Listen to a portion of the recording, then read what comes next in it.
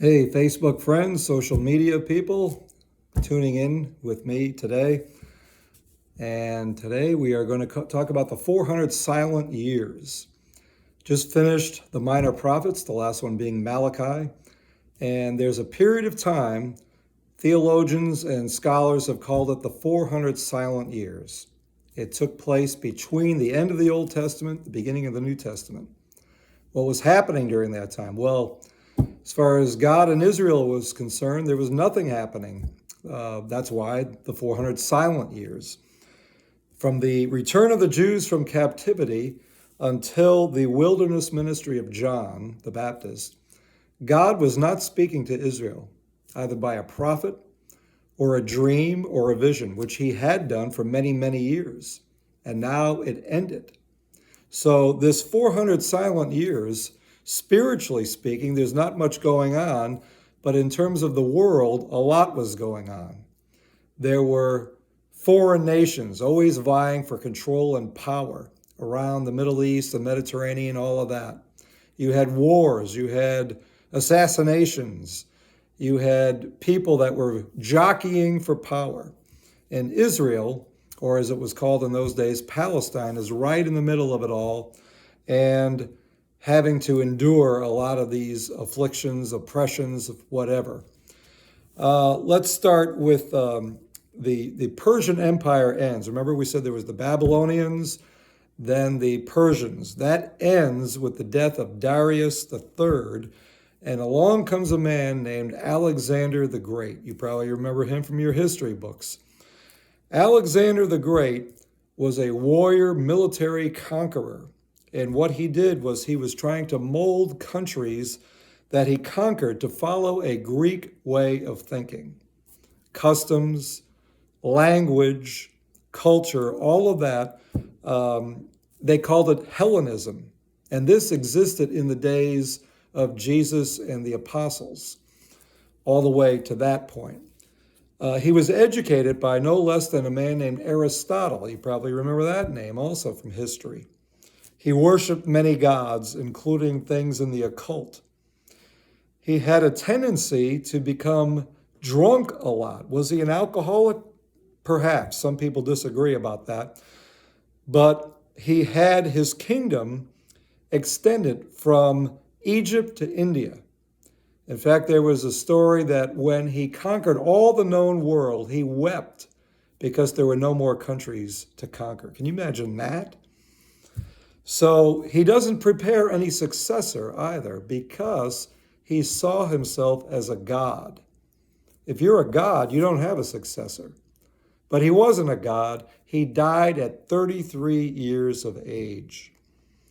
After that, you've got the Romans coming on the scene. First with Syria being kind of a subdivision of it, and a man by the name of Antiochus Epiphanes, if I'm pronouncing that correctly, tried to destroy all Jewish worship, religion, and he tried to outlaw the Torah and ceremonial worship. What did he do? Something really despicable to the Jews. He sacrificed a pig on the holy altar in Jerusalem. So he was labeled an Antichrist. And that led to a revolt started by a priest named Mattathias Maccabeus. If you recall the Maccabees. Mattathias Maccabeus, he had 5 sons. One of them was Judah. The father only lasted a few months. He dies. I don't know if it was battle or old age or whatever. But Judah becomes the leader of the Maccabees, and they stage what we would call guerrilla warfare against the enemy. They'd come down out of the hills, and they would hit and run back to the hills. They'd knock out, troops of the Greeks, and then they had to defend Masada and places like that. So they had a formidable army under the direction of Judah Maccabeus, thus the Maccabees. So that was taking place during the 400 silent years. Then later on, and these people sought God, by the way. They weren't, they were Jewish and holy, devout men, but they were very much into the military, okay, in terms of warfare and all of that. So later they take Jerusalem, they purify and restore the temple, which is where you get Hanukkah from. And the Jews were independent again for some time until Rome begins to assert its muscles. Rome was very much an iron kingdom, as it was prophesied in Daniel chapter 7. They become the world power, the dominant force. They expand their borders. They were a warlike machine, bloody and ruthless. They called it the Iron Kingdom. They conquered Carthage in North Africa, and they just went all over the place, doing what Alexander the Great did, but even more. They were also idolatrous. They had a lot of Greek gods. They weren't strongly religious, but they believed in these gods from the Greeks. You've got Julius Caesar rising to power during this time, becoming a dictator. Other people like Mark Antony and Cleopatra lived during this time. A man by the name of Octavian, who was later called Augustus, ruled the empire from I think it was 63 BC. They come on the scene. About 27 BC, they're controlling Palestine, and they name it Judea, which we know is descended from Judah, the son of Jacob. All right? During this time, all these Jewish sects begin to develop. Actually, one started during the Babylonian captivity. The Pharisees, which means separated ones, the party of the pious. When they were in Babylon, they decided they wanted to keep all the Hebrew customs, their language, culture, and the Babylonians allowed them to do that. When they return to the Promised Land, they continue in this vein with their culture, their language. They were called Hasidim, if I'm saying that correctly. The Jews today, you probably see them if you've been to Israel, with the long braids and the shawls, the prayer shawls. Hasidic is the word I'm thinking of here. Hasidic Jews are the descendants of the Pharisees. Now, before you say, well, that's not good, the Pharisees started off really well. Their intentions were to gather the people together, to keep the God of Israel the center of worship. They began to build synagogues in the Babylonian captivity, and then when they returned to Palestine, synagogues are built for worship, for prayer, the reading and expounding of the scriptures. They were the people who gathered the common people together. Now, during the days of Jesus, they, went south somewhat, being very legalistic, very stringent, religious to a degree where they were oppressing people with their yoke of bondage. But originally, they were not like that. I don't know if you realize that. They kept the synagogue as the center of worship and institution and instruction. They met the needs of people in dispersion. So that was a good thing. You had 23 elders in a pretty good-sized town that constituted a governing body. And this was called the Sanhedrin. Smaller towns, you had to have 7 men to have a governing body. So this is the Pharisees. And we see obviously they're there during the days of Jesus, the apostles, the early church. They prevailed among the common people. Another sect, which was not as favorable, were the Sadducees. The Sadducees gained control of the temple because of their political alliance with Rome. They would be favored by Rome because they helped them rule and collect taxes. Rome was always looking for money because they had a big military, their infrastructure, paving roads and all these kinds of things, or creating roads. So the Sadducees, being wealthy aristocrats themselves, fell in line with the Romans. That drew the ear of the common people. They did not like that. But they were conservative in nature. However, they were limited in their religious beliefs. They didn't believe in a resurrection of the dead. They didn't believe in spirits. They didn't believe in angels. In fact, Paul, I think it's in Acts 22, when one of the times he was arrested, he discerned that the people that were out there, haggling him and all of this, some were Pharisees, of which he was at one time, and some were Sadducees. So what does he do? Brilliant stroke, genius. He yells out, "Brethren, I am on trial today for the resurrection of the dead." Now that favored him with the Pharisees because they believed in a resurrection. The Sadducees did not, so he divided the people that were against him. Brilliant stroke here. So that was the Pharisees and the Sadducees. You had two other parties going on simultaneously during this time. The Essenes, which are not really mentioned in the scriptures, but they were there. In fact, Josephus, the Jewish historian, who was one of them for a time, said there was like 4,000 Essenes in Israel during the days of Jesus.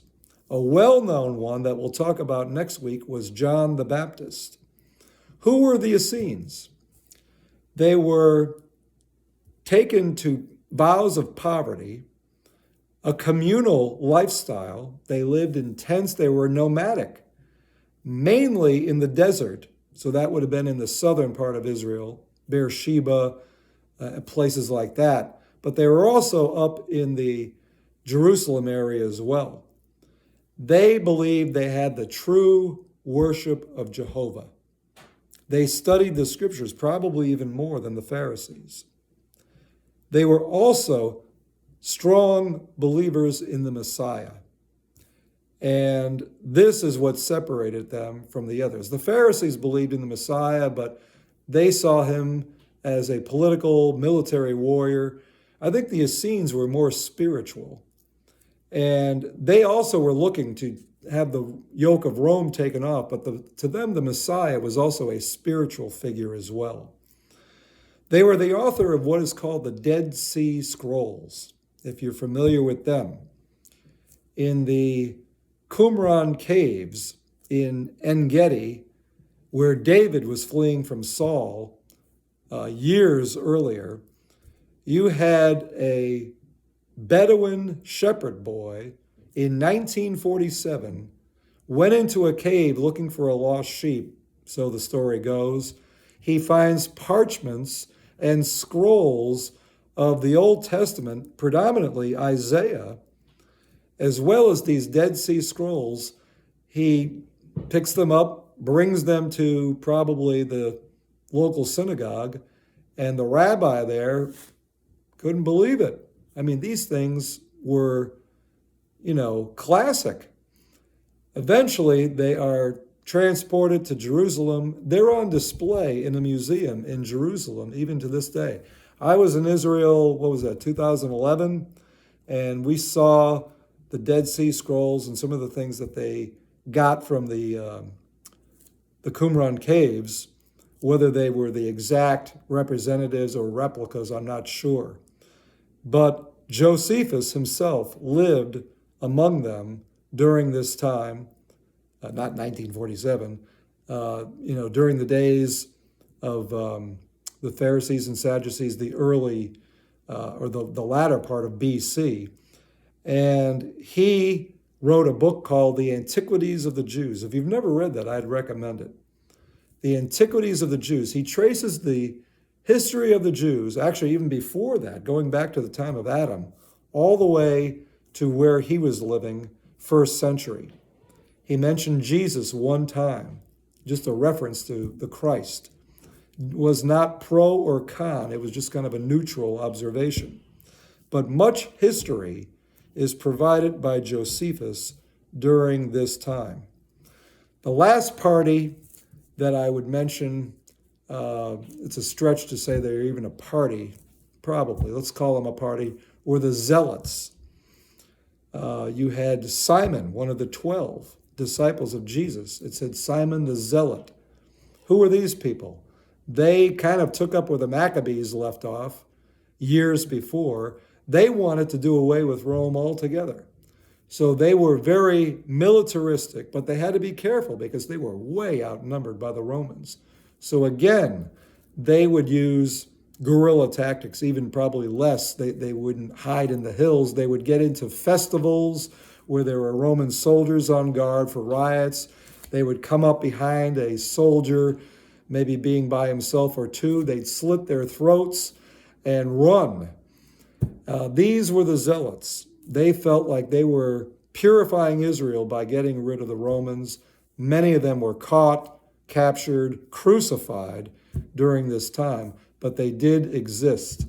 You have Simon the Zealot, who had to lay down all that thinking and conduct and all that to become a disciple of Jesus. So those were the four parties: Pharisees, Sadducees, Essenes, Zealots, that existed, came about during the 400 silent years.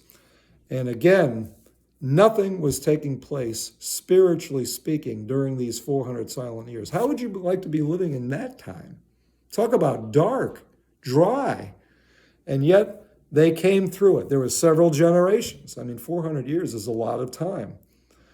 And then everything is broken when we get into the Gospel of Luke. We'll do that next week, with the angel Gabriel being sent to a man named Zacharias, who was the father of John the Baptist. And we'll look more about that next week. But in the meantime, hope you learned a few things.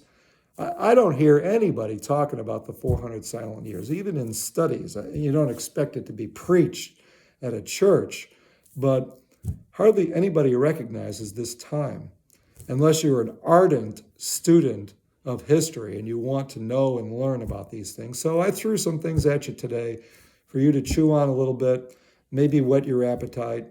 I'm sure there's books out there. I had one called The 400 Silent Years.